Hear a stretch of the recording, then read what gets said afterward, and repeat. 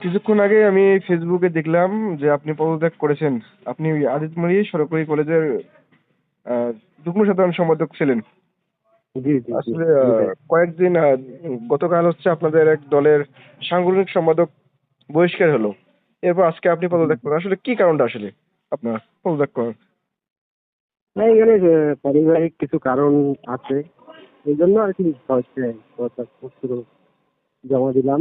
এক্ষেত্রে কোনো সমস্যা নাই। আরকি নিজের পারিবারিক কারণে। নাকি আবার কোনো রাজনৈতিক কারণ আছে আপনার? যেহেতু আপনি দীর্ঘদিন থেকে রাজনীতি করেছেন অথবা ছাত্র দলের এবং দুঃসম রাজনীতি করেছেন, সুসময়ে এসে কেন পদত্যাগ করলেন? না, এখানে বলার কিছু নাই।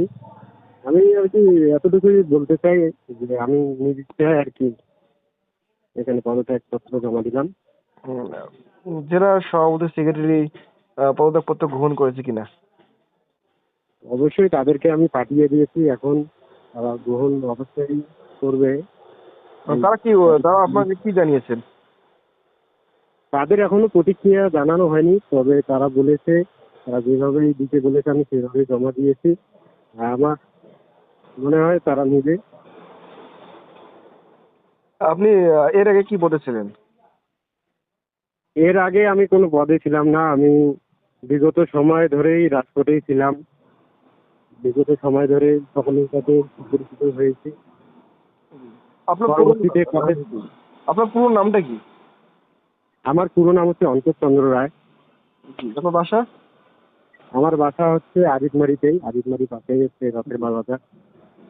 না, হঠাৎ করে মনে করেন যে গতকাল আপনার দলেরই হচ্ছে একজন বহিষ্কার হলো। সেটা নিয়ে বিভিন্ন জাতীয় মিডিয়ায় নিউজ হয়েছে।